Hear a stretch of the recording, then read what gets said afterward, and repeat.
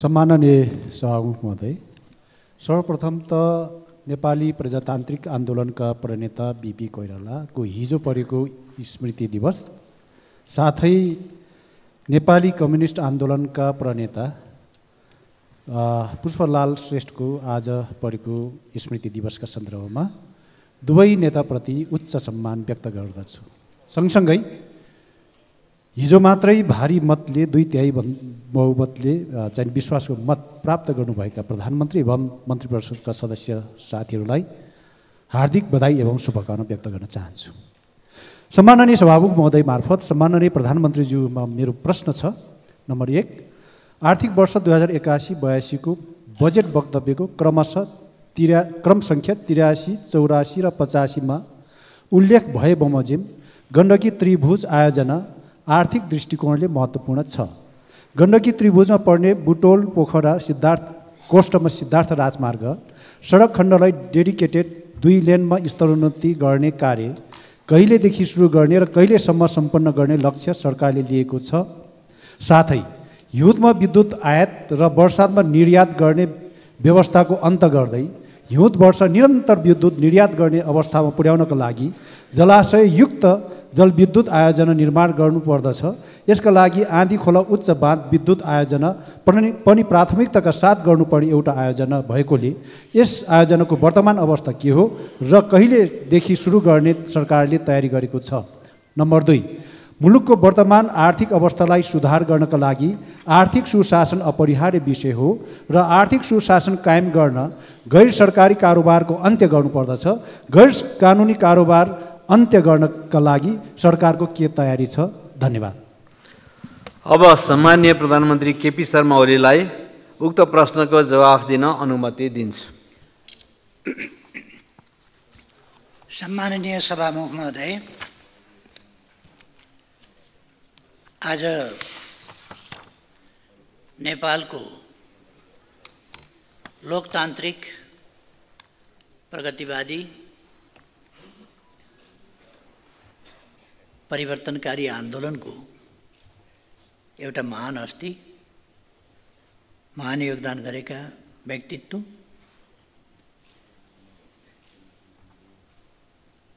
महान चिन्तक, एउटा महान दार्शनिक, इतिहासविद पुष्पलाल ज्यूको 46औं स्मृति दिवस हो र यस सन्दर्भमा म पुष्पलालज्यूप्रति हार्दिक सम्मान र श्रद्धासुमन अर्पण गर्न चाहन्छु। मैले उहाँको थर नभनेर पुष्पलाल मात्रै भने। उहाँ जातीयता झल्किने खालका कुनै कुरा नगरेर उहाँहरूले एउटा अभियानै चलाउनु भएको थियो, नाम मात्रै लेख्ने। त्यसकारण उहाँको समयमा पुष्पलाल, सूर्यलाल, अर्कोलाल यस्ता नाम मात्रै लेख्ने, थर नलेख्ने यस्तो अभियान चलाउनु भएको थियो र उहाँले पनि त्यही अनुसार पुष्पलाल मात्रै लेख्ने गर्नुहुन्थ्यो, थर लेख्नुहुन्न थियो। त्यसकारण मैले उहाँको थर उल्लेख गरिनँ। उहाँप्रति श्रद्धासुमन अर्पण गर्न चाहन्छु। उहाँको सम्बन्धमा मैले अहिले विचार विमर्श गर्ने समय होइन, त्यसकारण धेरै कुरामा जान चाहन्न। एउटा कुरामा मेरो ध्यान आकर्षण भएको छ। हामी यस गरिमामय संसदमा छौँ। यहाँ हामीले बोल्दा भएका कुरा बोल्ने गरौँ, सही कुरा बोल्ने गरौँ, तथ्ययुक्त कुराहरू बोल्ने गरौँ। जथाभावी राजनीति फरक होला, पार्टी फरक होला, तर त्यसो भनेर जथाभावी बोल्ने नगरौँ, असभ्य तरिका ननिकालौँ, झुटको सहारा नलिउँ। म फेरि एकपल्ट सम्झाएर भन्न चाहन्छु, मैले हिजो बोल्दा विद्युत महसुल ट्रङ्क लाइन सम्बन्धी अथवा डेडिकेटेड लाइन सम्बन्धी विद्युत महसुल तिर्न पर्ने भनिएका र तिर्न नपर्ने भन्ने तर्क गरिरहेका उद्यमी व्यवसायीहरू र विद्युत प्राधिकरणका बीचको विवाद टुङ्ग्याउनुपर्छ, संवादबाट टुङ्ग्याउनुपर्छ। सरकारले पाउनुपर्ने रकम सरकारले लिनै पर्छ, असुल गर्नुपर्छ। तथ्य प्रमाणका आधारमा जुन विद्युत उनीहरूले उपयोग गरेका छन् त्यसको महसुल उनीहरूले तिर्नै पर्छ, उनीहरूसँग लिनुपर्छ।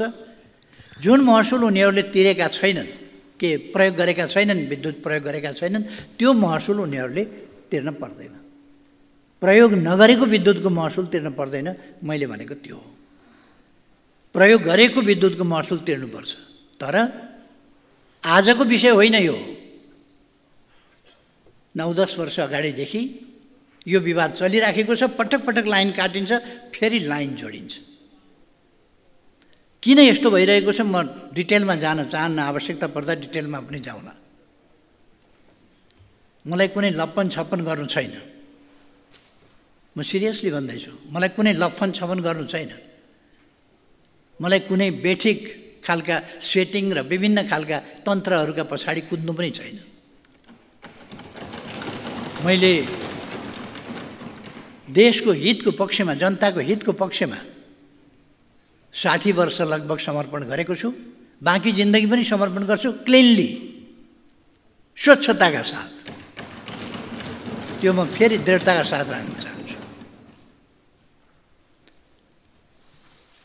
मैले हिजो पनि विद्युत महसुल तिर्नु पर्दैन, असुल उपर गर्नु पर्दैन, मिना गर्नुपर्छ भन्ने एउटा फेरि हिजो मात्रै मैले यहाँ बोलेको कुरा। तिर्नुपर्ने जति तिर्नुपर्छ, तिर्नु नपर्ने तिर्नु पर्दैन, विवाद छ, हामी अध्ययन गरेर टुङ्ग्याउँछौँ भनिराखेको छु। हिजो मात्रै कसरी मैले तिर्नु पर्दैन भने रेकर्ड छ। यहाँ उपस्थित हुनुहुन्न थियो भने रेकर्ड सुनेर कन्फर्म भएर कुरा गर्नु बाँच्छ नि। म भन्न चाहन्छु, हामी गरिमामय संसदमा छौँ। हामी जनताले छानेर पठाएका प्रतिनिधिले त्यस हैसियतमा बोल्नुपर्छ। कहिले सुन होइन पित्तल चढायो भनेको छ, कहिले अनेक प्रकारका फोटाहरू छपाएको छ, अनेक गरेको छ। यो खालको तरिका माननीयको हैसियतमा शोभनीय हुँदैन। सत्य कुराहरू गर्न सिक्नुपर्छ, सत्य कुरा बोल्नुपर्छ। भ्रष्टाचारका विरुद्ध बोलौँ, भ्रष्टाचार छोप्नका लागि अरूमाथि भ्रष्टाचारका लान्छना लगाउने काम नगरौँ। म मान्यज्यूहरूलाई भन्न चाहन्छु, हामी कुनै खेलवाड गर्न, यहाँ कुनै गालमुखाल गर्न यहाँ आएका होइनौँ। देश र जनताप्रति साँच्चैको जिम्मेवारी बोध गरेर हामी यहाँ आएका हौँ र अवस्थामा परिवर्तन ल्याउँछौँ। सङ्कल्पका साथ यहाँ आएका हौँ, गर्नका लागि यहाँ आएका हौँ। प्रधानमन्त्री बनेको कसैलाई चित्त नबुझ्या हुनसक्छ, ठिक छ नि, नबन्न सक्छ। कसैलाई मर्का पनि पर्या हुनसक्छ। यो त दलीय व्यवस्था हो। त्यो कुरा राजनीतिक हिसाबले, प्रश्नहरू राजनीतिक हिसाबले नै अगाडि बढाउँ। मैले हिजो पनि भने, कुनै आवेश उत्तेजनामा हामी छैनौँ, कुनै आग्रह पूर्वाग्रहमा हामी छैनौँ, कुनै प्रतिशोधको राजनीति हामी उचितै ठान्दैनौँ, गर्दैनौँ। तर झुटा लान्छनाहरू लगातार लगाउने कुरा प्रति जवाफदेही हुनुपर्छ भन्ने कुरा चाहिँ म राख्न चाहन्छु। सभामुख महोदय, मेरो निवेदन कि यो गरिमामय सदन जस्तै होस्। हामीले सदनको मर्यादा, गरिमा, यहाँ भएका छलफल, यहाँ उठाएका विषय, यहाँ उठेका प्रश्न यति हल्का फुल्का झुटा पूर्वाग्रहीपूर्ण हुनु हुँदैन कि सुन भनेर पित्तल चढायो भने जस्ता हावादारी कुरा यस गरिमामय संसदमा नबोलियोस्, या नगरियोस्। यति हल्का फुल्का बनाउनु हुँदैन हामीले यस गरिमा मय संसदलाई। मैले यति मात्रै भन्न खोजेँ। माननीय सभामुख महोदय, सम्माननीय प्रधानमन्त्रीजी एकछिन रोक्नुहोस्। माननीय सदस्य के भनाइ छ? सम्माननीय सभामुख महोदय, सम्माननीय प्रधानमन्त्रीजी कुन चाहिँ उसमा सन्दर्भमा अहिले बोल्दै हुनुहुन्छ यो चाहिँ सायद कहीँ न कहीँ सभामुखज्यूले चाहिँ रुलिङ गर्नुपर्छ होला। प्रश्न उत्तरमा हुनुहुन्छ। धन्यवाद छ। माननीय सदस्य आसन ग्रहण गरौँ। माननीयजीको आसन ग्रहण गरौँ। ध्यान आकर्षण भएको छ। मैले त्यतै लान कोसिस गरिरहेको छु। माननीय सदस्य आसन ग्रहण गरौँ। प्रश्नोत्तर नै गरिराखेको छु म। कसले गाली गरेको छ र? माननीय सदस्य आसन ग्रहण गरौँ। गाली गरे, गाली नगरौँ भन्दैछु म, उल्टै गाली। माननीय सदस्य आसन ग्रहण गरौँ। प्रधानमन्त्रीजीलाई विषय केन्द्रित भएर अगाडि बढ्नको लागि म निर्देश गर्दछु। सभामुख महोदय, म बिल्कुल विषय केन्द्रित छु। बिल्कुल विषय केन्द्रित छु। संसदमा उठेका प्रश्नहरूको लिखितको जवाब दिनुपर्ने, त्योभन्दा अगाडि अलिखित नै बिचमा बाटैमा आइपुग्यो। त्यसकारण यसो नगरौँ भन्ने मात्रै मेरो आग्रह हो। यसो नगरौँ। मैले कुनै गाली गलौज कसैलाई गरेको छैन। मैले खालि सचेत गराएको। आवेश उत्तेजनामा आउनुपर्ने कुनै आवश्यकता छैन। धन्यवाद। सभामुख महोदय,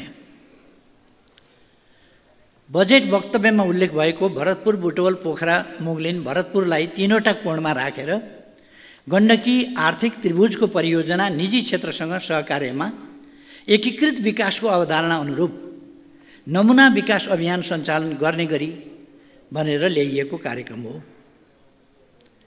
यस कार्यक्रमबाट यातायात पूर्वाधारको विकास मात्र नभएर औद्योगिक विकासका साथै ऊर्जा क्षेत्र, कृषि तथा पर्यटन क्षेत्रको विकास एवं रोजगारीका अवसरहरू सिर्जना हुने विश्वास गरिएको छ। प्रस्तुत गण्डकी त्रिभुज आयोजना अन्तर्गत पर्ने बुटौल, पोखरा, सिद्धार्थ राजमार्ग सडक खण्डलाई 2 लेनमा स्तरोन्नति गर्न चालु आर्थिक वर्षमा बजेट विनियोजन गरिएको छ भने सिद्धबाबा सुरुङ मार्गको कार्य अन्तिम चरणमा पुगेको छ। चालु आर्थिक वर्षको पहिलो त्रैमासिकबाटै काम गर्ने गरी बजेट कार्यान्वयन कार्ययोजना तयार भइसकेको छ। यस सन्दर्भमा साउन महिनाबाटै काम अगाडि बढाउने गरी सम्बन्धित निकायलाई निर्देशन समेत भइसकेको छ। प्रस्तुत सडकलाई सुरक्षित, छिटो गतिमा आधुनिक एवं आर्थिक करिडोरको रूपमा विकास गर्न निजी पुँजी समेत परिचालन गर्ने गरी नवीनतम विधिमा विकास सहायता समेत परिचालन गर्ने गरी प्रक्रिया अगाडि बढाइएको समेत जानकारी गराउन चाहन्छु। यसमा यद्यपि यो त्रिभुज गण्डकी आर्थिक त्रिभुज परियोजना भन्ने जुन छ, यो कति पर्याप्त अध्ययन, कति विश्लेषण, सम्भाव्यताको अध्ययन,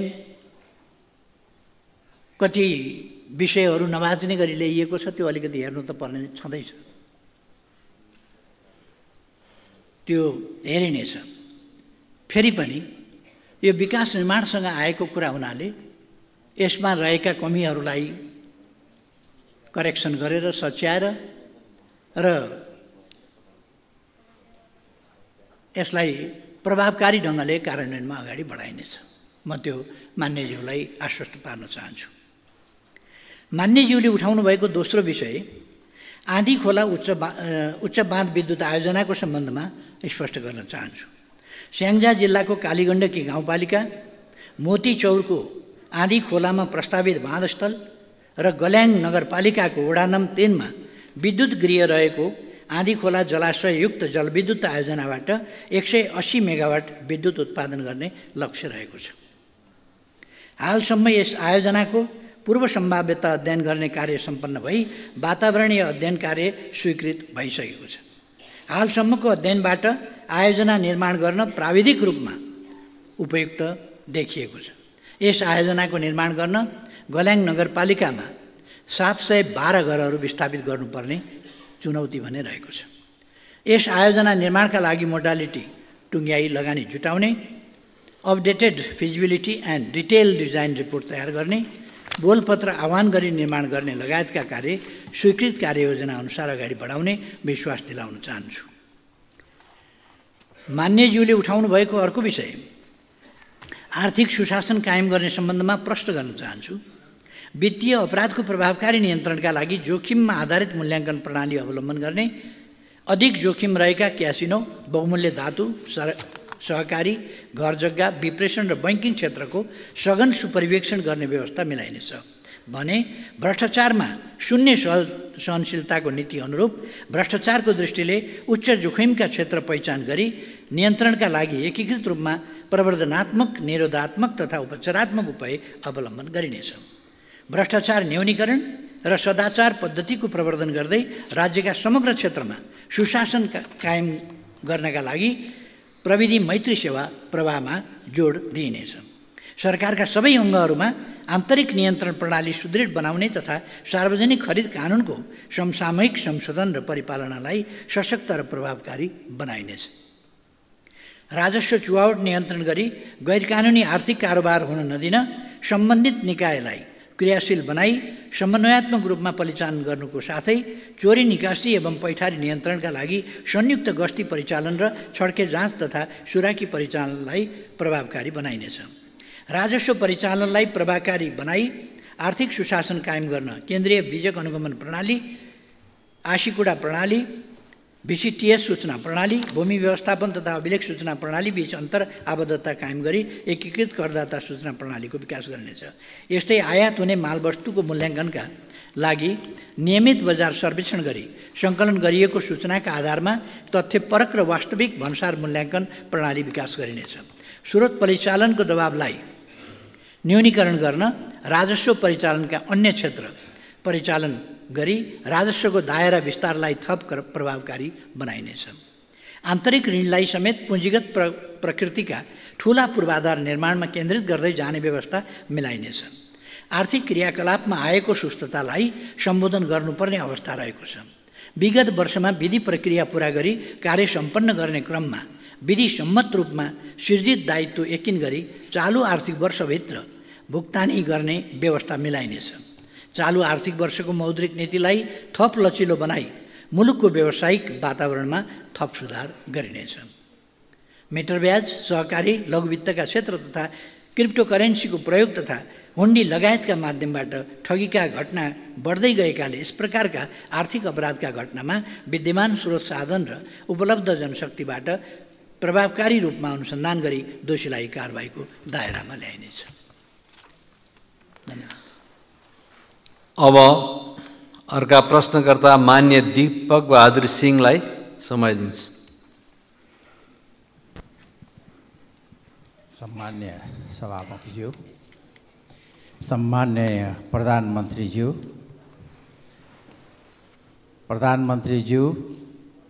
मन्त्रीज्यूहरूलाई बधाई तथा शुभकामना दिन चाहन्छु म र मेरो पार्टीको तर्फबाट। सम्मान्य प्रधानमन्त्रीज्यू, तपाईँ प्रधानमन्त्री भएको बेला कालापानी, लिपुलेक र लिपियाधुरा सहितको भूभाग समेटेर जो नेपालको चुच्चे नक्सा जारी गर्नुभएको थियो, हामी नेपालीहरू विचार बेग्लै भए पनि हामीले सोचेका थियौँ बल्ल एउटा राष्ट्रवादी प्रधानमन्त्री यो देशले पाएको छ। तर प्रधानमन्त्रीज्यू, आज चौथो पटक तपाईँ प्रधानमन्त्री भइराख्नु भएको छ।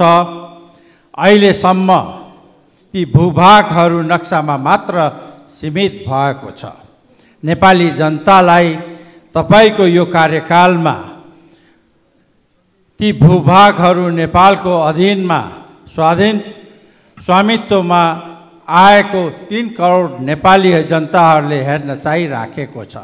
त्यो चाँडोभन्दा चाँडो नेपालको अधीनमा ल्याउनको लागि तपाईँको नीति, योजना, कूटनीतिक कला र के छ प्रधानमन्त्रीज्यू, त्यो तिथि, मिति र समय बताइदिनको लागि अनुरोध गर्छु। साथै अहिले देशमा व्यापक रूपमा भ्रष्टाचारले ज्वरो गाडिसकेको छ। हरेक तह र हरेक क्षेत्रमा भ्रष्टाचारको सीमा नागिसकेको छ। त्यसलाई नियन्त्रण गर्न सक्ने आँट, साहस, हिम्मत र कला पशुपतिनाथले हाम्रो प्रधानमन्त्रीलाई दियोस् भन्ने म प्रार्थना गर्न चाहन्छु। यही सन्दर्भमा सयौं काण्डहरू देशमा भइराखेको छ। त्यो मध्येमा जम्मा 4वटा काण्ड म यहाँहरूको अगाडि प्रधानमन्त्रीज्यूको अगाडि पस्किन गइराखेको छु, जो जनताको मन मस्तिष्कमा गाँजिरहेको छ, हरेक नेपालीका आँखाले हेर्न चाहिराखेको छ। अब हाम्रो प्रधानमन्त्रीले यो काण्डमा कस्तो निर्णय गर्नुहुनेछ भन्ने। 1. नेपाललाई तस्करहरूको केन्द्र बनाउने सुनकाण्ड, जसमा नेपालका ठुल्ठुला नेतादेखि व्यक्तिहरू मुछिएका छन्, त्यसको अन्तिम जडसम्म पुगेर कसरी पुग्ने हो प्रधानमन्त्रीज्यूलाई थाहा नै छ। अब के हुन्छ, निर्णय के हुन्छ, ती राष्ट्रद्रोहीहरूलाई के सजाय दिने हो, त्यो के हुन्छ भन्ने नेपाली जनताले खोजेको छ। अर्को, नेपाललाई लाखौं गरिब जनताहरूको सहकारीमा राखेको पैसा, अरबौं रुपियाँ बर्मलुट गरेकालाई पर्दाफास गर्न जनताहरूले जम्मा गरेका पुँजी बचत रकम जनतालाई कहिले फिर्ता गर्न सकिन्छ, त्यसको जवाफ जनताले मागिराखेको छ। सहकारीमा कुनै एउटा मात्र पार्टीको नाम यही हाउसमा पटक पटक आइराखेको छ, तर जति ठुल्ठुला पार्टी छन् त्यति नै मान्छे सहकारीमा मिसिएको त्यो विभिन्न सहकारीको डाटाबाट थाहा भइसकेको छ। त्यसको जवाफ जनताले माग्न चाहिरहेको छ। गिरीबन्धु टी स्टेट सरकारको सम्पत्ति हो। अब सरकारले यसलाई कसरी सट्टा भर्नाको माध्यमबाट कि त्यो भेगमा उद्योग धन्दा कल कारखाना र नगर विकासको परिधारणा गरिकन एउटा सिटी डेभलप गर्ने हो, त्यो अदालतले निर्णय गरिसकेको हुनाले त्यसमा चाहिँ त्यतातिर पनि ध्यान दियोस् र प्रधानमन्त्रीज्यूको के विचार छ त्यो पनि जनताले जान्न चाहन्छ। अर्को कुरो, हिजो भर्खर यही सदनमा उपसभामुखज्यूको बारेमा विभिन्न कुराहरू हाम्रै अगाडि गर्दाखेरि मैले यही टिभीमा देखेको थिएँ, आँखाभरि आँसु राखेर। एउटा सोसल फिल्डमा काम गरेको एउटा महिला जनजातिको लागि चाहिँ त्यस्तो गर्नु उचित थिएन सब प्रधानमन्त्रीज्यू। आज उहाँले त खाली माननीय सदस्य प्रश्न सकियो, अलिकति बाँकी छ सभामा। त्यो लेखेर दिएकै प्रश्न हो। यो भुटानी शरणार्थीमा त्योभन्दा पनि खतरनाक छ। यही जवाफ माग्नको लागि म प्रधानमन्त्रीज्यूलाई। माननीय सदस्य लिखित प्रश्न बाहिर नजाउँ। ल अब सम्माननीय प्रधानमन्त्रीज्यू जवाफ दिनुहोस्।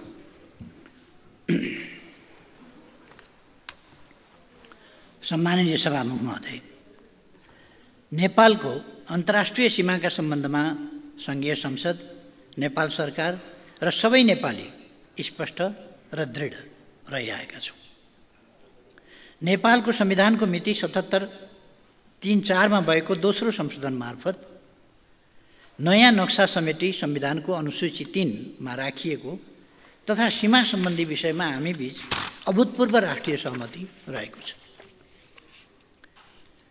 सुगौली सन्धि 1816 बमोजिम, लिम्पियादुरा, कालापानी र लिपुलेक लगायत काली अर्थात् महाकाली नदी पूर्वका सबै भूभाग नेपालको हो भन्ने कुरामा नेपाल सरकार दृढ र स्पष्ट रहेको छ। उच्चस्तरीय भ्रमणहरूका अवसरमा नेपाल र भारतका प्रधानमन्त्री बीच भएको भेटवार्तामा समेत सीमा सम्बन्धी विषयलाई स्थापित कूटनीतिक संयन्त्रहरू मार्फत समाधान गर्ने गरी अगाडि बढ्ने समझदारी भएको छ। गत 2080 साल पुस 19 मा सम्पन्न परराष्ट्र मन्त्री स्तरीय नेपाल भारत संयुक्त आयोगको 7औं बैठकमा समेत सिमानाको विषयमा छलफल भएको र नेपाल भारत सीमाको बाँकी खण्डमा काम छिटोभन्दा छिटो सम्पन्न गर्ने प्रतिबद्धता व्यक्त भएको छ। नेपाल भारत सीमा कार्य समूह नेपाल इन्डिया बाउन्ड्री वर्किङ ग्रुपबाट नेपाल भारत सीमा स्तम्भहरूको निर्माण, पुनर्स्थापना र मर्मतका साथै 10 गजा एवं क्रस होल्डिङको लगत तयार गर्ने जस्ता प्राविधिक कार्य निरन्तर रूपमा हुँदै आएका छन्। द्विपक्षीय अनुकूलतामा यसका बैठक सुचारू गर्ने सम्बन्धमा पहल भइरहेको छ। सुगौली सन्धि, विभिन्न नक्सा, ऐतिहासिक तथ्य तथा प्रमाण समेतका आधारमा सीमा समस्यालाई भारत सरकारसँग वार्ता र कूटनीति मार्फत समाधान गर्ने नेपाल सरकारको निरन्तर अडान र प्रतिबद्धता रहिआएको छ। सोही अनुरूप हाम्रो सक्रिय पहल रहने कुरा म स्पष्ट पार्न चाहन्छु। यस सम्बन्धमा दार्चुला जिल्लाको छाङ्ग्रुमा सशस्त्र प्रहरी बल नेपालको गुल्मे स्थापना गरिएको छ भने दार्चुला जिल्लामा भारततर्फ 5 वटा र चीनतर्फ एउटा गरी 6 वटा बिओपीहरू समेत थप गरिएको छ। सुशासन, सेवा प्रवाह र विकास निर्माणको बाधकको रूपमा रहेको भ्रष्टाचार निवारण वर्तमान सरकारको प्रमुख प्राथमिकताको विषय हो। भ्रष्टाचार निवारणका लागि सरकारले सम्भाव्य सबै उपायहरूको अवलम्बन गर्नेछ। सुनकाण्ड, सहकारी ठगी, नक्कली भुटानी शरणार्थी लगायतका मान्यज्यूले उठाउनुभएका विषयहरूमा म के प्रश्न पार्न चाहन्छु भने आम जनताको चाहना बमोजिम राष्ट्रिय हितको रक्षा गर्न, भ्रष्टाचार नियन्त्रण गरी सुशासन कायम गर्न सरकार प्रतिबद्ध छ। ठुला साना जोसुकै भए पनि दोषीलाई कानुनी दायरामा ल्याइने प्रतिबद्धता व्यक्त गर्न चाहन्छु। यस सम्बन्धी कतिपय विषयहरू न्यायिक निकायहरूमा विचाराधीन समेत रहेकाले सोही बमोजिम न्याय निरूपण हुनेछ। र म थप के भन्न चाहन्छु भने कुनै पनि प्रकारको भ्रष्टाचार सम्बन्धमा मुलायजा गरिने छैन, कुनै पनि दल विशेष भनेर हेरिने छैन, छुट्याइने छैन, कोही पनि भ्रष्टाचार गर्ने व्यक्तिका अनुहार हेरिने छैन। अनुहार नहेरिकन व्यवहार हेरेर कारबाही गरिनेछ। यसमा म गरिमामय संसदका सबै मान्य सदस्यज्यूहरूलाई ढुक्क रहन आग्रह गर्न चाहन्छु। धन्यवाद। अब प्रश्नकर्ता माननीय सदस्य डाक्टर धवल शमशेर जङ्गबहादुर राणा। सम्मान्य सभामुखज्यू, सम्मान्य प्रधानमन्त्रीज्यू, तपाईँलाई र तपाईँको मन्त्री परिषदको सफलताको शुभकामना गर्दै मैले त भ्रष्टाचारकै विषयमै सवालहरू राखेको थिएँ, तपाईँबाट त्यसको जवाबहरू आइसकेको छ। तैपनि म केही लेखेकै कुरामा थप्न चाहन्छु। यो आजको दिनमा नेपालमा राजनीति र राजनीति गर्ने नेताहरूलाई कस्तो दृष्टिकोणले जनताले हेर्छ, यो दृष्टिकोणलाई सुधार गर्नको लागि हामीले 2046 सालबाट नेताहरूको सम्पत्ति छानबिन गरेर दोषीलाई कारबाही गर्न पर्ने आवश्यकता छ। प्रधानमन्त्रीज्यू, र प्रतिष्ठित ठाउँमा पद ओगटेका नेताहरूले अकुत सम्पत्ति कमाएको कहाँबाट आयो भन्ने कुरालाई छानबिन गर्नुभयो भने धेरै नेताहरू जेल जान्छन्। यो विषयमा प्रधानमन्त्रीज्यू गम्भीर हुनुहुन्छ भनेर मैले विश्वास लिएको छु। संविधानलाई नि के सकारात्मक रूपमा परिवर्तन गर्ने भनेर भन्नुभएको छ, त्यो पनि तपाईँले गर्नुहुन्छ भन्ने विश्वास लिएको छु। र भ्रष्टाचारकै विषयमा कुरा गर्दाखेरि हिजो मात्रै यो गरिमय सदनभित्र एकजना पूर्व मन्त्री हालका सांसदले आफ्नो छोराको सर्टिफिकेटलाई टेकुमा गएर इक्विभलेन्स गर्दाखेरि दिनभरि उहाँलाई झुल्यायो, लट्क्यायो र 5 बजे बज्न लागेपछि 5,000 रुपियाँ बिचौलियालाई दिएपछि उहाँको काम कागज तुरुन्तै हातमा आयो। उहाँले यस्तो भन्दा यो सदन तरङ्गित भएको मैले देखिनँ। एकजना सांसदलाई नि त्यहाँ कर्मचारीका घुस दिएर काम गराइन्छ र सदन तरङ्गित हुँदैन।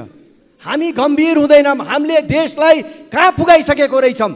सदनभित्र सांसदसित पैसा मागेर पैसा लिँदाखेरि पनि हामीले त्यो विषयमा गम्भीरता देखाउन छाडिसकेको छौँ। मान्य सदस्य आफ्नो लिखित प्रश्न पढ्न सक्नुहुन्छ, त्योभन्दा धेरै व्याख्यामा नजाउँ। धन्यवाद। के हो लिखित प्रश्न, त्यसलाई सट्ट राखिदिनुहोस्। अन्तिममा हिजो राति पूर्व मन्त्री रामचन्द्र रायजीको फारममा उहाँको बर्बर रूपले हत्या भएको छ। प्रधानमन्त्रीज्यू, यो विषयमा दोषीलाई कारबाही हुन्छ भन्ने विश्वास लिएको छु। धन्यवाद। सम्माननीय प्रधानमन्त्रीज्यू। सभामुख महोदय,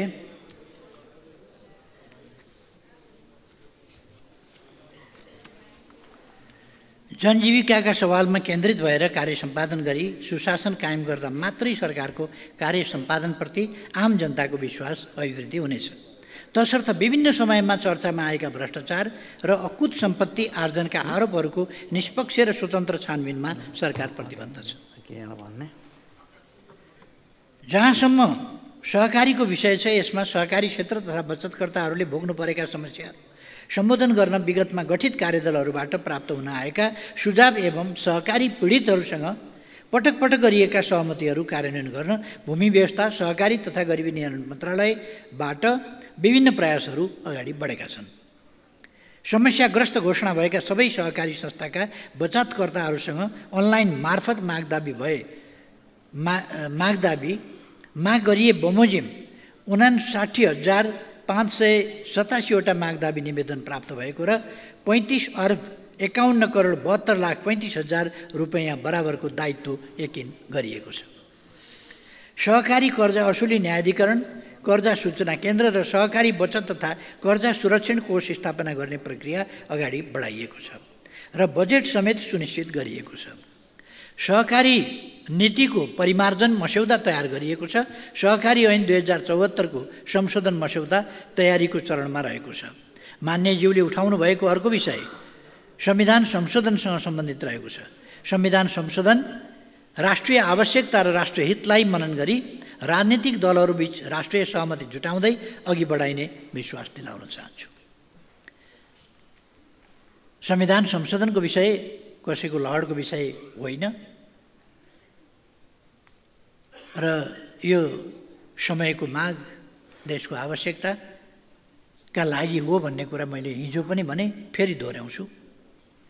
वर्तमानमा देखिएका समस्या सम्बोधन गरी संविधानलाई अझ जीवन्त बनाउन र देशलाई स्थायित्व र समृद्धिको मार्गमा अगाडि बढाउन सरकारमा रहेका र नरहेका सबै दलहरूसँग छलफल र परामर्श गर्दै यस कार्यलाई अगाडि बढाउने विश्वास दिलाउन चाहन्छु। मान्यज्यूले उठाउनुभएका अन्य विषयका सम्बन्धमा पूर्व प्रश्नकर्ता मान्यज्यूहरूको उत्तरमा समेत यी कुराहरू स्पष्ट पारिसकेका छु। अब प्रश्नकर्ता मान्य सदस्य दीपक बोहरा अनुपस्थित देखिनु भएकोले उहाँको अनुपस्थितिमा उहाँको तर्फबाट प्रश्न सोध्न उपयुक्त देखिएन, अत सूचीबाट उक्त प्रश्न हटाएको कुरा म प्रश्न पार्न चाहन्छु। यस पछाडि प्रश्नकर्ता मान्य सदस्य देवी प्रकाश भट्टचन आफ्नो प्रश्नलाई वाचन गरेर प्रश्न राखिदिनुहोला।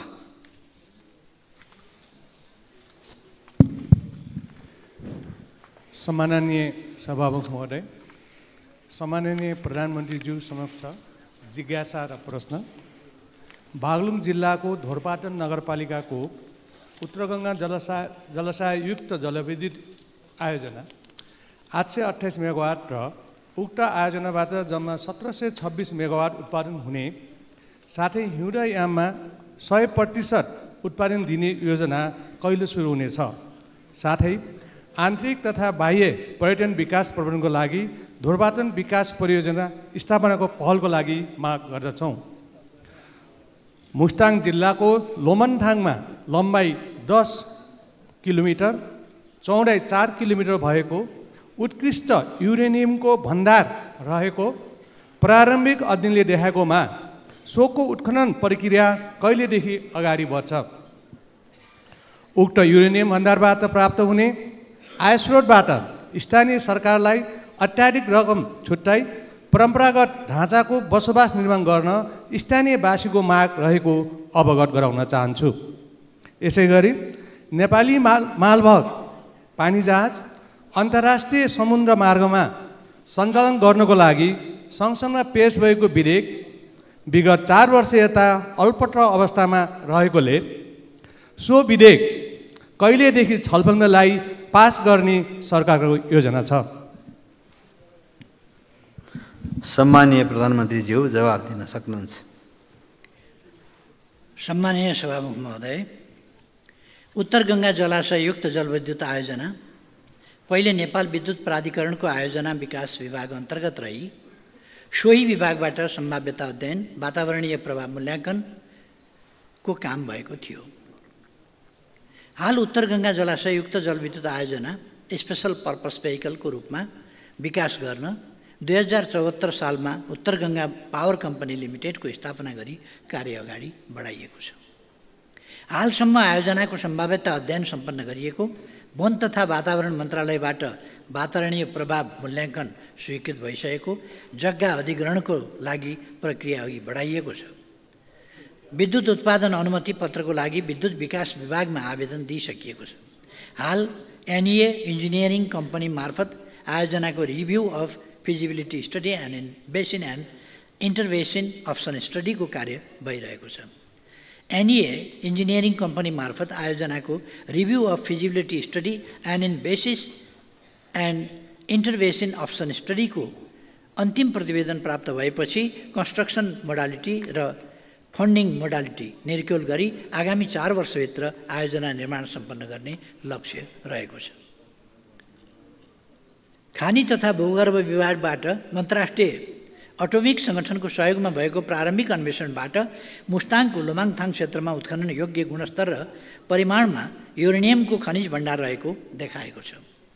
युरेनियम रणनीतिक खनिज भएकोले यसको उत्खनन पूर्व केही कानुनको सुधार, प्रयोगशालाको स्तरोन्नति, जनशक्ति विकास सँगसँगै गरी विस्तृत अन्वेषण र औद्योगिक उपयोगको मोडालिटी र सङ्गठन ढाँचा तय भए पश्चात मात्र उत्खनन गर्न सकिने देखिन्छ।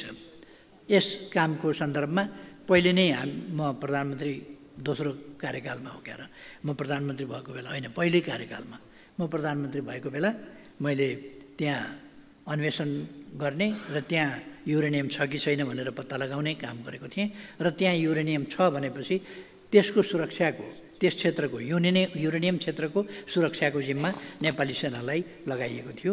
त्यो ठाउँ सुरक्षित छ र त्यसको विधि पुर्याएर मैले यहाँ भने जस्तै यसको विस्तृत अन्वेषण र औद्योगिक उपयोगको मोडालिटी र सङ्गठन ढाँचा तय भएपछि मात्रै उत्खनन गर्न सकिने देखिने कुरा मैले निवेदन गरेकै छु। पानी जहाजको सञ्चालन तथा व्यवस्थापन सम्बन्धी कानुनलाई संशोधन र एकीकरण गर्न बनेको विधेयक नेपाल सरकार मन्त्री परिषदबाट मिति 81/3/27 संसदमा पेश गर्ने प्रयोजनार्थ स्वीकृत भई संसदमा पेश गर्ने प्रक्रियामा रहेको जानकारी गराउँदछु। अब प्रश्नकर्ता माननीय सदस्य दिलेन्द्र प्रसाद बडुलाई आफ्नो प्रश्न राख्न अनुमति दिन्छु।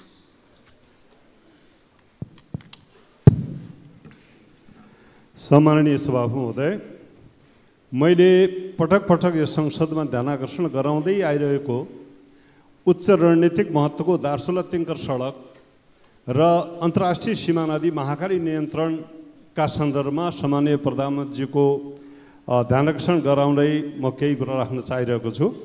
नेपालको चुच्चे नक्साको भूगोलभित्र पर्ने लिफुलेक, लिम्पियाधुरा, कालापानीसित जोडिएको पश्चिमोत्तर सीमामा अवस्थित दार्चुलाको ब्यास गाउँपालिका वडा नम्बर 1 छाङ्ग्रो र तिङ्करमा बसोबास गर्ने जनताले सो क्षेत्रबाट आफ्नै जिल्लाको सदरमुकामसम्म कुन्छा ओहोरदोहोर गर्न र आवत जावत गर्न समेत विगत लामो समयदेखि भारतीय भूमि भएर नै यात्रा गरिरहनु परेको बाध्यात्मक र पीडादायक अवस्थाबारे सम्माननीय प्रधानमन्त्रीज्यू जानकार हुनुहुन्छ भन्ने विश्वाससहित म प्रश्न गर्न चाहन्छु कि यस्तो पीडादायी र बाध्यात्मक परिस्थिति अन्त गर्ने र जनतालाई आफ्नै सीमाभित्रको भूगोलमा छिटोभन्दा छिटो सडक सुविधा पुर्याउने बारेमा वर्तमान सरकारको कति वर्षे कार्ययोजना छ र त्रिदेशीय व्यापार, पर्यटन र राष्ट्रिय स्वाभिमानसित समेत सोझै जोडिएको उक्त सडकलाई राष्ट्रिय गौरवको योजनामा सूचीकृत गरी छुट्टै बजेट उपशीर्षक राखेर स्रोत सुनिश्चित गर्ने र आवधिक योजनासहित निर्माण सम्पन्न गर्नुपर्ने होइन र? यस सन्दर्भमा सभामुख महोदय, नेपाली काङ्ग्रेस समेत रहेको पछिल्लो सरकारले एउटा निर्णय गरेको छ। अर्थ मन्त्रालय, भौतिक पूर्वाधार, रक्षा मन्त्रालय समेत भएर यस सन्दर्भमा अब यसलाई 2 वर्षमा 3 मिटरको पैदल बाटो ट्र्याक ओपन गर्ने र 5 वर्षमा पुरै सडक सम्पन्न गर्ने भनेर मिति 2080-6-5 मा भौतिक पूर्वाधार मन्त्रालयले माननीय मन्त्री स्तरीय निर्णय पनि गरेको छ र तर त्यो पछिल्लो सरकारबाट कार्यान्वयन हुन सकेन। त्यसकारण म जिज्ञासा साथ अनुरोध गर्न चाहन्छु कि वर्तमान सरकारले यही प्रस्तावित योजना कार्ययोजना 5 वर्षीय कार्ययोजनालाई कार्यान्वयन गर्ने र त्यही कार्यान्वयन कार्ययोजना अनुसार आवश्यक रकम छुट्याउने गरी विशेष निर्णय गर्नका निमित्त मेरो आग्रह र ध्यानाकर्षण सहित म सम्माननीय प्रधानमन्त्रीको यसबारेमा स्पष्ट र सकारात्मक जवाब पनि चाहन्छु। हस्, धन्यवाद। सम्माननीय प्रधानमन्त्रीज्यू, अब जवाब दिन सक्नुहुन्छ। अर्को छ? अझै छ? ल, राख्नुहोस्। सडकको सन्दर्भमा भयो। अब अर्को चाहिँ मैले महाकाली नदीको सन्दर्भमा नदी नियन्त्रणका सम्बन्ध राखेको छु। महाकाली नदी नियन्त्रणको सम्बन्ध, अब महाकाली नदी भारत र नेपाल दुवैको अन्तर्राष्ट्रिय सीमा नदी हो। यसमा भारततर्फ र हाम्रोतर्फ 2017 सालको बाढीले धेरै ठुलो कटान गर्यो र हाम्रो सदरमुकामको धेरै ठुलो हिस्सा काटिएर नदीले केही बगायो भने केही इन्डियासित मिसिन पुगेको अवस्था परियो। त्यस अवस्थालाई ध्यानमा राखेर त्यहाँ 2017 सालमै महाकाली नदी नियन्त्रण आयोजनाको गृहयोजना सुरु भयो। तर त्यसको काम पुरा नहुँदै त्यहाँबाट त्यो आयोजनाको कार्यालय अन्यत्र हटाउने काम भयो, जसले गर्दा अहिले पनि त्यहाँ तीव्र कटान भइरहेको छ र उतातिर भारततर्फ भने अझै पनि त्यो नदी नियन्त्रणमा काम धमाधम भइरहेछ र त्यसले अझ हामीतिर बहाव आउन सक्ने खतरा छ। त्यसकारण सभामुख महोदय, यस अफिसलाई अन्तर्राष्ट्रिय सीमा रक्षा र आफ्नो भूमिको रक्षा गर्ने महत्त्वपूर्ण काम भावनाले यो आयोजनाको कार्यालय फेरि पुनर्स्थापन दार्चुलामा गर्नका लागि म सम्माननीय प्रधानमन्त्रीजीको बाट म सकारात्मक जवाब चाहन्छु। यो मेरो ध्यानाकर्षण होस्। धन्यवाद। सम्माननीय प्रधानमन्त्रीजी, जवाब दिन सक्नुहुन्छ।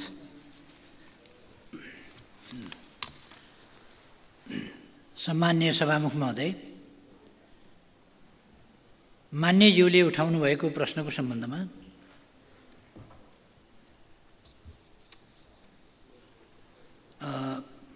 पूर्व प्रश्नकर्ता मान्यज्यूहरूको उत्तरका सन्दर्भमा समेत मैले प्रष्ट धारणा राखिसकेको छु।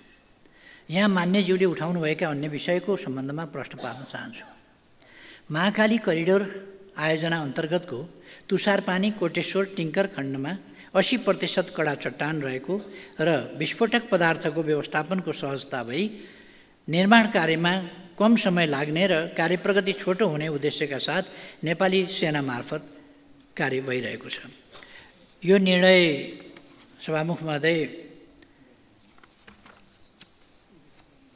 म प्रधानमन्त्री भएकै बेला 77 साल वैशाख 14 गतेको मन्त्री परिषदको निर्णयबाट दार्चुला तिङ्कर सडकको 134 किलोमिटर मध्ये निर्माण हुन बाँकी रहेको 79 किलोमिटरको अन्तिम सडक खण्ड तुषारपानी कोठेदार तिङ्कर सडक निर्माणको जिम्मा नेपाली सेनालाई सुम्पिने निर्णय गर्दा साबिककै उक्त निर्णयमा नै साबिक जस्तै रातो किताबमा बजेट विनियोजन भइरहेको अवस्था समेत त्यसलाई अन्त्य गरेर, किनभने त्यो चट्टानी भूभाग भएको हुनाले अरूले गर्न गाह्रो हुने भएको हुनाले नेपाली सेनालाई सुम्पिएको थियो।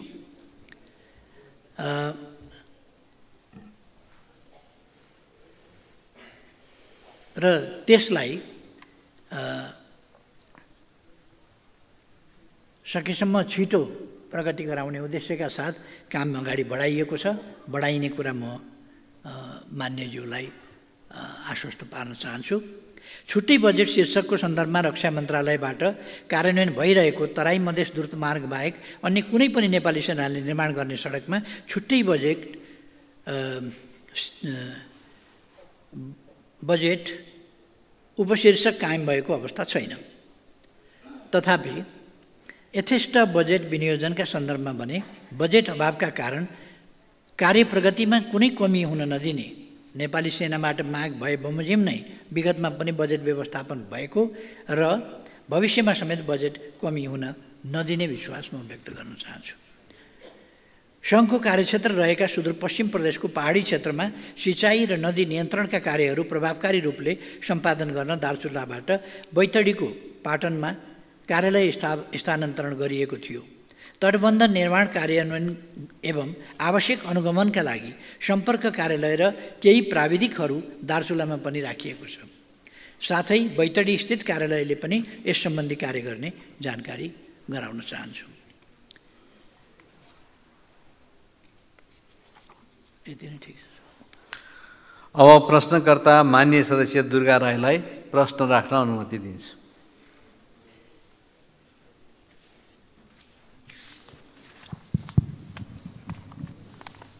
सम्माननीय सभामुख महोदय, प्रतिनिधि सभा नियमावली 79 को नियम 56 बमोजिम प्रधानमन्त्रीज्यूसँग प्रत्यक्ष प्रश्न गर्नको लागि सहभागी हुन अनुमति चाहन्छु।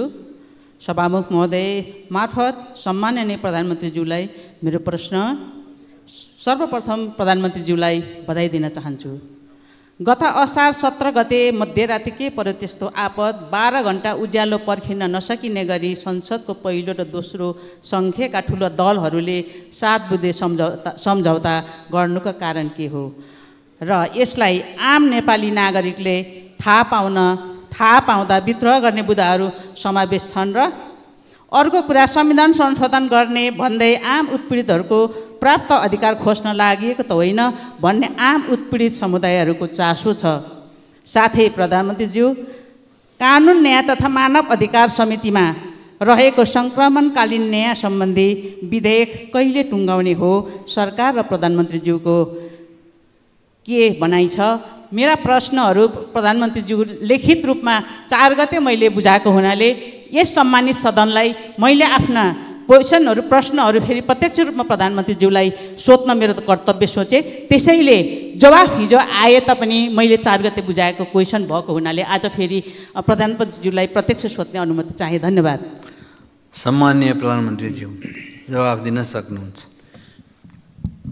सभामुख महोदय, म प्रश्नकर्तालाई धन्यवाद दिन चाहन्छु। मैले नबुझेको कुरा के भने नि, हामी यो गरिमामय संसदको समय हामी सांसदहरू कस्ता कुरामा अल्झिनुपर्छ, कस्ता कुरा अल्झिनु हुँदैन। पार्टीहरूका बिचका सहमति एएमभित्र हुनुपर्छ कि पिएमभित्र हुनुपर्छ, कति बजेर कति मिनट जाँदा हुनुपर्छ, यस्तो कुनै कहीँ कतै छ र? यस्तो हुन्छ कहीँ कतै? यो एएमभित्र सक्नुपर्छ या पिएम लागेपछि गर्न हुँदैन, या पिएमभित्र सक्नुपर्छ, वा यति बजेर यति मिनट गएपछि अफिस अफ हुन्छ।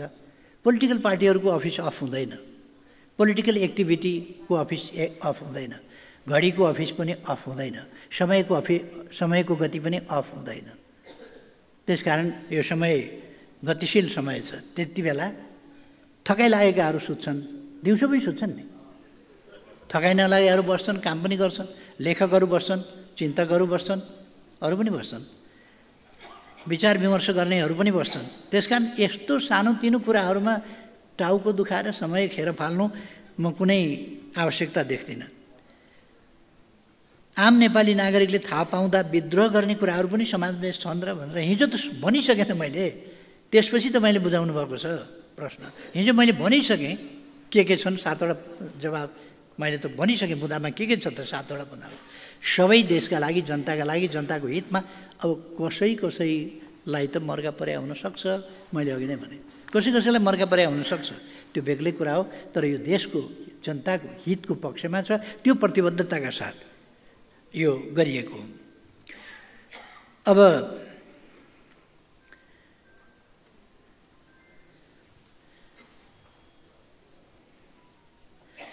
संसदीय समितिमा रहेका विधेयकहरूलाई टुङ्गोमा पुर्याउने सन्दर्भमा मान्यज्यूहरूले समेत सक्रिय र क्रियाशील भई सहयोग गर्नुहुनेछ। सरकारको यस सम्बन्धमा पूर्ण सहयोग र पूर्ण ध्यान रहनेछ। म यति मान्यजीलाई आश्वस्त पार्न चाहन्छु। अब प्रश्नकर्ता मान्य सदस्य दीपक गिरी प्रश्न राख्नुहोस्।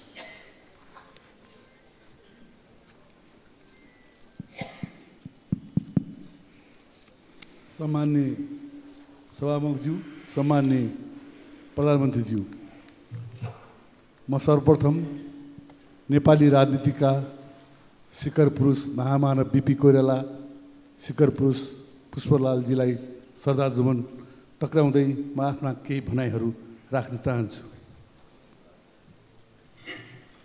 सम्मान्य सभामुख महोदय, सम्मान्य प्रधानमन्त्रीज्यू, यस सम्मानित सदनमा म सर्वप्रथम सम्मान्य प्रधानमन्त्रीजीलाई तपाईँको नेतृत्वमा सरकार गठन भएकोमा हार्दिक बधाई ज्ञापन गर्दै सफल कार्यकालको शुभकामना व्यक्त गर्दछु। वास्तवमा जब जब मुलुक सङ्कटहरूको भुमरीमा रुमलिन थाल्छ तब नेपाली काङ्ग्रेस र नेकपा एमाले एकसाथ उभिएर सङ्कटको निकासका लागि अग्रसर भएको इतिहास छ। यस्ता सङ्कटकालीन अवस्थाहरूमा राज्यले अभिभावकको जिम्मेवारीपूर्ण भूमिका निर्वाह गर्नुपर्नेमा राजनीतिक खिचातानीमै हामी अल्झ्यौँ। त्यसो त गत निर्वाचनमा नेपाली काङ्ग्रेस यो देशको प्रमुख दलका रूपमा निर्वाचित जनताले चुने र दोस्रो दलका रूपमा एमाले भयो र तेस्रो दलका रूपमा नेकपा माओवादी रहन पुग्यो। अत सरकार सञ्चालनका लागि कसैको बहुमत नपुग्दा मुलुकको प्रमुख दल कहिले प्रतिपक्षमा बस्नुपर्ने त कहिले तेस्रो दलले नेतृत्व गरेको सरकारमा सामेल हुनुपर्ने संसदीय अभ्यासको हामीले सामना गर्नु पर्यो। प्राविधिक रूपमा जे जस्तो रहे पनि यस्तो अभ्यासले हाम्रो संसदीय प्रणालीको खिल्ली उडारेको हामी सबैले अनुभव गरेकै हो। यस्तो राजनीतिक अस्थिरताका कारण सरकारले जनजीविकाका सवालमा प्रभाव गर्नुपर्ने सेवाहरूमा तदारुकता नहुनु स्वाभाविक थियो र यस्तो हुँदा संसदीय लोकतन्त्रप्रति नै प्रश्न गरेर जनतामा भ्रम सृजना गर्नेहरूको खेती क्रमशः सुरु हुँदै गर्दा संसदीय लोकतन्त्र समावेशीकरण र खास गरी परिवर्तित प्रणालीको रक्षाका लागि मुलुकका प्रमुख दल एक ठाउँमा उभिन जरुरी थियो। हाल ढिलै भए पनि राजनीतिक कोषले एउटा उचित मार्ग पहिलाएको छ। यसका लागि पनि म शुभकामना दिन चाहन्छु। सम्माननीय सभामुख महोदय, म प्रधानमन्त्री समक्ष मेरो केही प्रश्नहरू राख्ने अनुमति चाहन्छु। गत असार 28 गते त्रिशुलीमा 2वटा यात्रुबस दुर्घटना भएको खबरले देश शोकमग्न बनेको छ भने अझै यात्रुहरूको अवस्था अज्ञात छ। यस सन्दर्भमा प्रधानमन्त्रीज्यू मार्फत म यो जान्न चाहन्छु कि सार्वजनिक यातायात तथा सडक सुरक्षा सुनिश्चित गर्न सरकारको नीति के छ? नेपालमा कति यात्रुवाहक सवारी साधनहरू सञ्चालित छन्? ती सबै सडकहरूको अवस्था मापदण्ड अनुसार छ कि छैन? सडकमा चल्ने सवारी साधनको यान्त्रिक अवस्था के कस्तो छ? कुन खालको सडकमा कस्ता वाहनहरू चल्न अनुमति छ? यस्ता विषयहरू नागरिकसँग प्रत्यक्ष सरोकार राख्ने विषय भएकोले उपयुक्त अनुसार यातायात व्यवस्थापन र नियमन गर्ने निकायहरूको कार्यक्षमता र कार्यकुशलता आजको अवस्था अनुसार छ कि छैन? मेरो दोस्रो प्रश्न छ, एमसिसी कार्यान्वयन भएको 1 वर्ष हुन लाग्दैछ। 5 वर्षभित्र सक्नै पर्ने शर्त हामीले स्वीकार गरेका छौँ। यही सदनबाट हामीले पारित गरेका छौँ। 1 वर्षको प्रगति कस्तो छ? यही गतिमा काम गरेर हामी 5 वर्षभित्र काम सक्छौँ त? हामीले स्वीकार गरेका शर्त अनुसार देश हितमा विकासलाई गति दिने कि नेपालीहरू आफैले स्वीकार गरेको शर्तमा काम गर्न सक्दैनन् भन्ने इमेज बनाउने? यदि हामीले काम गर्न सकेनौँ भने यस्ता सहयोगहरू भविष्यमा पाउन अप्ठ्यारो पर्ला कि भन्ने विषयमा प्रधानमन्त्रीको जवाब सुन्न चाहन्छु। धन्यवाद। जय नेपाल। सम्माननीय प्रधानमन्त्रीज्यू जवाब दिन सक्नुहुन्छ। सभामुख महोदय, म प्रश्नकर्ता मान्यज्यूलाई धन्यवाद भन्न चाहन्छु। गत असार 28 गते त्रिशुलीमा भएको यात्रुबस दुर्घटनामा परेर हराएका 62 जनामध्ये हालसम्म 25 जनाको शव फेला परेको छ। त्यसमध्ये 18 जनाको शनाखत भएको छ भने 7 जनाको शनाखत हुन बाँकी रहेको छ। आजको मितिमा नेपाली सेना 14 जना, नेपाल प्रहरी 56 जना र सशस्त्र प्रहरी बल नेपालका 126 जना गरी 197 जना सुरक्षाकर्मीले खोजी कार्य गरिरहेका छन् भने श्रावण 5 गतेदेखि 12 जना भारतीय गोताखोरहरू समेत परिचालन गरिएको छ। शवहरू बगेर भारतीय भूमिमा समेत पुगेको अनुमान गरिएकाले भारतको पश्चिम चम्पारण स्थित स्थानीय प्रशासन मार्फत शव खोजीका लागि भारतीय दूतावास मार्फत अनुरोध गरिएको छ। फेला परेका 25 शवहरू चितवन, नवलपरासी पूर्व, नवलपरासी पश्चिम र भारतीय भूमिमा समेत फेला परेका छन्। बस दुर्घटना भएको स्थल र सोको आसपासको क्षेत्रलाई मुख्य केन्द्रबिन्दु बनाई खोजी कार्य गरिएको छ भने नदीले बगाएका शवहरू भेटिन सक्ने सम्भावित स्थलहरू चितवन, नवलपरासी पूर्व, नवलपरासी पश्चिम र भारतको पूर्वी चम्पारणसम्म खोजी कार्य भइरहेको छ। धमिलो पानी, नदीको उच्च भाव गति र 30-40 मिटर गहिरो नदीका कारण खोजी कार्यमा अपेक्षित सफलता मिल्न सकेको छैन। तथापि उपलब्ध प्राविधिक उपकरण, जनशक्तिको सम्पूर्ण सामर्थ्य प्रयोग गरी सुरक्षा निकाय परिचालन र स्थानीय प्रशासनले स्थानीय नागरिकहरू समेतको सहयोगमा खोजी कार्यमा निरन्तरता दिएको छ। सार्वजनिक यातायात तथा सडक सुरक्षा सुनिश्चित गर्न सरकारले सडक सुरक्षा विधेयकको तयारी गरी अन्तिम रूप दिने चरणमा रहेको छ भने राष्ट्रिय यातायात नीति हालै मन्त्री परिषदमा स्वीकृतिका लागि पेश भएको छ। सडक सुरक्षाको संवेदनशीलता र यसमा सम्बन्धित क्षेत्रका सरकारवालाहरूको आबद्धता जरुरी भएकाले राष्ट्रिय सडक सुरक्षा परिषदलाई कानुन बमोजिम सडक सुरक्षाका विभिन्न अवयवहरूलाई व्यवस्थित तवरले कार्यान्वयन गर्ने गरी नीतिगत तथा कानुनी व्यवस्था गरिनेछ। एमसीसी सम्झौता अनुरूप ट्रान्समिसन लाइन, सब स्टेसन तथा सडक स्तरोन्नतिका आयोजना तोकिएको समय 5 वर्षभित्रै सम्पन्न गर्ने गरी कार्ययोजना स्वीकृत भई सोही अनुसार कार्य अगाडि बढेको जानकारी गराउन चाहन्छु। आयोजनाको सब स्टेसन निर्माणका लागि ठेक्का सम्झौता समेत भइसकेको छ। ट्रान्समिसन लाइनको सम्बन्धमा एउटा खण्डको ठेक्का सम्झौता हुने चरणमा पुगेको छ भने बाँकी काम तीव्र रूपमा अगाडि बढेको छ। एमसीसीबाट प्राप्त हुने अमेरिकी डलर 500 मिलियन बराबरको रकम सम्झौता अवधिभित्र पुरै उपयोग गर्ने गरी वित्तीय योजना ढाँचा कार्यान्वयन हुनेछ। प्रस्तुत आयोजना सम्पन्न भए पश्चात नेपालको ऊर्जा क्षेत्रको विकासमा विशेष योगदान पुग्नेछ भने सडक स्तरोन्नतिमा नयाँ प्रविधि हस्तान्तरण हुने समेत जानकारी गराउन चाहन्छु। अब प्रश्नकर्ता माननीय सदस्य दिनेश कुमार यादव प्रश्न राख्नुहोस्।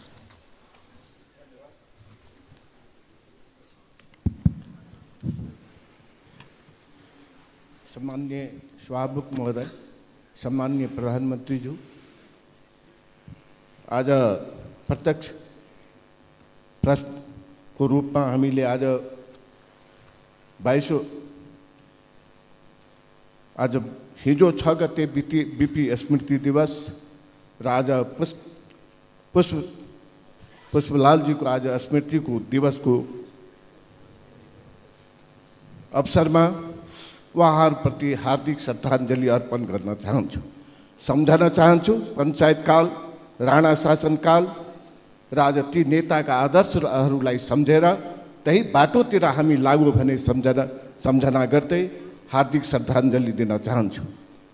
साथसाथै नव परिवेश, नव स्थितिमा आज जुन गठबन्धन बनेको छ, प्रतिपक्ष पहिलो पार्टी र दोस्रो पार्टीको बिचमा केपी ओलीजीको नेतृत्वमा उहाँको कार्यकाल र पुरै मन्त्री परिषदलाई हार्दिक बधाई र शुभकामना दिन चाहन्छु। सँगै एउटा इतिहास बनाउन पनि माँ भगवतीसँग कामना गर्न चाहन्छु कि यो देशले फेरि संसदीय व्यवस्थाको विकल्प खोज्न नपरोस्। त्यसकारण हामी सम्पूर्ण संसदले आज 70 वर्षदेखि गरेको सङ्घर्षलाई अगाडि लाउँदै आम जनताको विश्वासलाई जित्ने काम यो क्याबिनेटले गर्नेछ भन्ने विश्वास राख्दै आज मेरो 3वटा प्रश्न छ।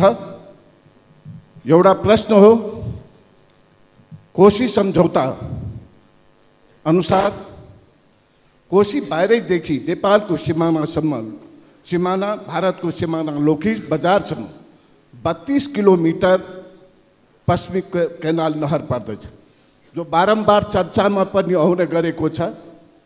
त्यो नहरमा भारतको सिमानामा दुवैतर्फ त्यो ड्याममा पक्की सडक बनेको छ। नेपालको दक्षिणी भेगमा पर्ने यो नहर जो 32 किलोमिटर पर्छ, त्यस भेगको जनतालाई यति असहनीय भएको छ कि गर्मीमा धुलायाम हुन्छ, वर्षामा हिलो हुन्छ। त्यो त्यहाँको भेगका जनताहरूलाई आवत जावत गर्न साह्रै कठिनाइ परेको छ। यस कुरामा हामीले सम्बन्धित राजदूत जाँदाखेरि हामीले ध्यान आकर्षण सर्वदलीय गराएका पनि हौँ, तर पहल हुन सकिरहेको छैन।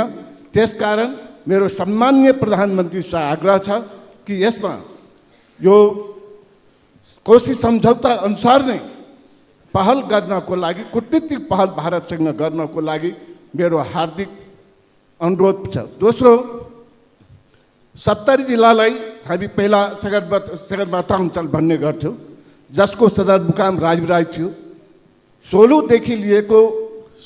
सोलुदेखि राजविराजसम्म हामीले पहिला पनि धेरै प्रयास गरेको कि यो सडक सगरमाथासँग जोडेर 70 को भारतको सिमानासँग एउटा सडक कायम होस्। तर धेरै प्रयासहरू भयो, धेरै सरकारको कार्यक्रमहरूमा, तर हुन सकेन।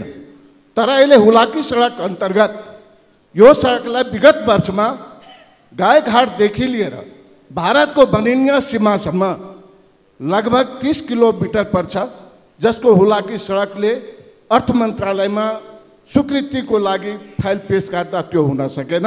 मेरो आग्रह छ कि यो सडक पहाडी जिल्ला र 70 जिल्लालाई जोड्न, त्यहाँको जीवनयापनलाई बढाउन र समृद्ध सम्बन्ध पहाड र तराईको मधेसको हुनको लागि पनि यो सडक अति आवश्यक छ।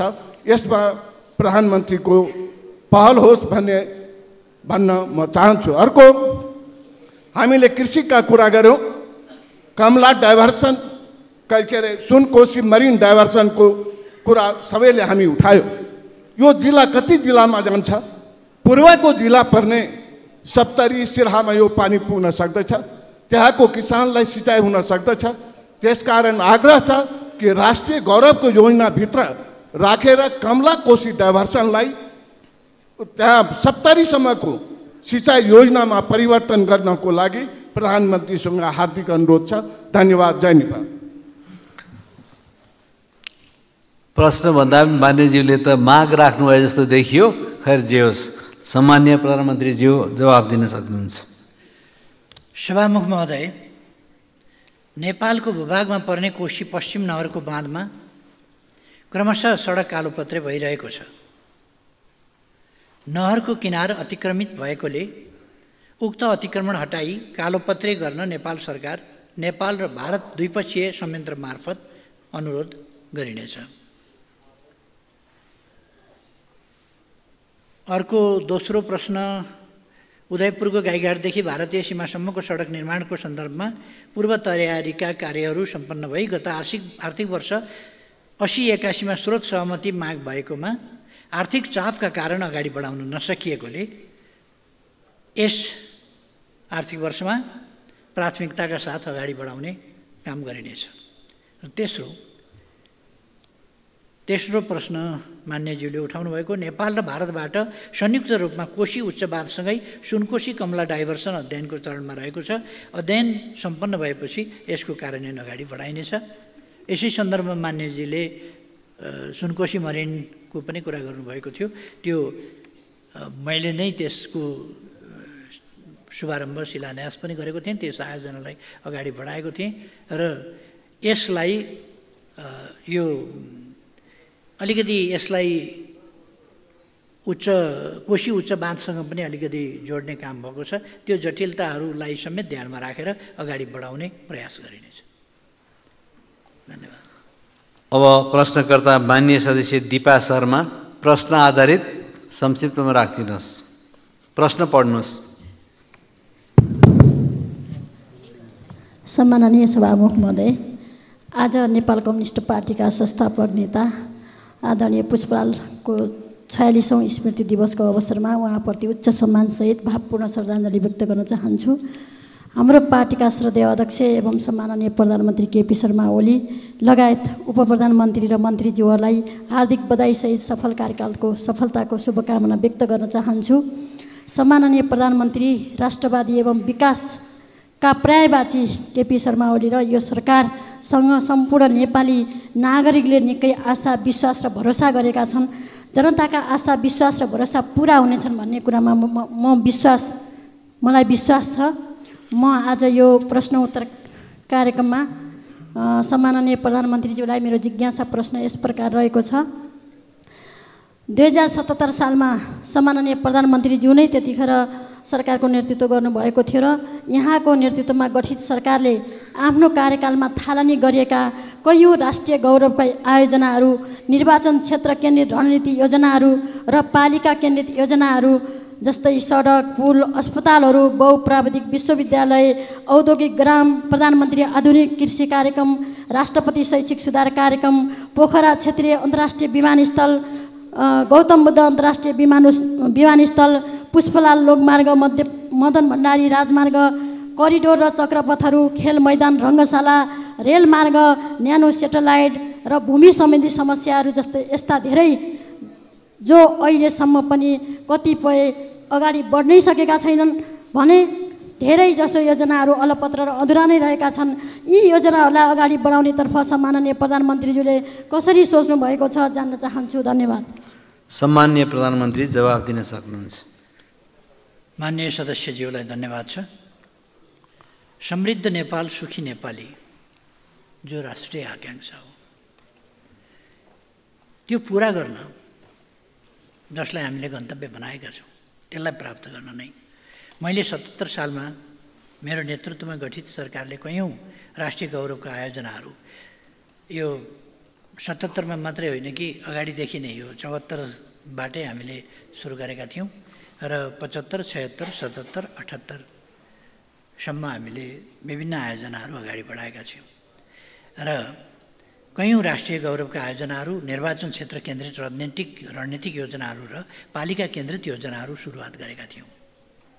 यसरी थालनी गरेका मध्ये अधुरा र अल्पत्र योजनाहरूलाई स्रोत साधनको उचित व्यवस्थापन गरेर यथाशीघ्र अगाडि बढाउने र सम्पन्न गर्ने यस सरकारको प्राथमिकता रहेको छ। मैले हिजो पनि भनेको थिएँ, थालेका कामहरू सिद्ध्याउने हाम्रो प्राथमिकता हुनेछ। नयाँ थाल्ने मात्रै होइन, थालेका काम सिद्ध्याउने, पुरा गर्ने, नतिजा प्राप्त गर्ने यो हाम्रो प्राथमिकतामा रहन्छ अहिले भनेर मैले हिजो पनि बोलेको थिएँ। अर्को कतिपय मान्यजीहरूले हिजोको बहसमा पनि मैले सुने पूर्वाधार विकासका कुराहरूलाई खेर गएको जस्तो ठान्ने, यो सम्पत्ति खेर गएको जस्तो ठान्ने। पूर्वाधार विकासका पूर्वाधार भनेको विकासका पूर्वाधार हो नि त। पूर्वाधार नै नभइकन, पूर्वाधार भनेको जग जस्तो हो, पूर्वाधार नै नभइकन विकास कसरी हुन्छ त? विकासको पूर्वाधार। त्यसकारण पूर्वाधार भनेको विकासभन्दा अगाडि आउने चिज हो। त्यसले विकास अगाडि बढाउँछ, विकास अगाडि बढाउन मद्दत गर्छ। त्यसकारण त्यसलाई पूर्वाधार भनिन्छ। त्यो कुरा अलिकति नबुझ्न खोजेको जस्तो, अस्पताल भवन किन बनायो, विद्यालय भवन किन बनायो, कतिपय राष्ट्रिय गौरवका कुराहरू हुन्छन्, किन बनाइए, त्यसले कति लिटर दुध दियो, कति बोरा धान फल्यो, कति घोगा मकै फले जस्तो हिसाब हुँदैन त्यसको। हाम्रा कतिपय गौरवका कुरा हुन्छन्, हाम्रा कतिपय इतिहासका कुरा हुन्छन्, कतिपय ऐतिहासिक धरोहरहरू हुन्छन्, हाम्रो संस्कृति हुन्छ। त्यस कारण यसलाई ठ्याक्कै तत्कालको आयव्ययमा मात्रै जोडिँदैन। त्यसको विकासको समग्र विकासको अभियानसँग, गतिसँग र विकासका आधारसँग र उपलब्धिहरूसँग त्यसको सरोकार हुन्छ। सीमित स्रोत र साधनको सदुपयोग गर्दै राष्ट्रिय गौरव रूपान्तरणकारी प्राथमिकता प्राप्त र राष्ट्रिय महत्त्वका अन्य आयोजनाहरूका बजेट अभाव नहुने व्यवस्था पनि मिलाइनेछ। हाल कार्यान्वयनमा गएका आयोजना अन्तर्गतका ठेक्काहरूको कार्य सम्पन्न गर्न आवश्यक बजेट व्यवस्था गरिनेछ। साथै ठेक्का व्यवस्थापनलाई चुस्त बनाइने र जिम्मेवार पक्षलाई जवाबदेही बनाइनेछ। आज 10 जना मान्यहरूले लिखित प्रश्न पठाउनु भएको भए पनि एकजना प्रश्नकर्ता अनुपस्थित रहनुभयो। 9 जना मान्यज्यूहरूले प्रश्न गर्नुभयो। मैले सबै मान्यज्यूहरूका सबै प्रश्नहरूको जवाफ उपयुक्त ढङ्गले दिएको छु भन्ने ठानेको छु र म सबै प्रश्नकर्ता मान्यज्यूहरूलाई र सबै प्रश्नोत्तर कार्यक्रममा सहभागी सबै मान्यज्यूहरूलाई पनि धन्यवाद भन्न चाहन्छु। सभामुख महोदयले समय दिनुभएकोमा धेरै धेरै धन्यवाद।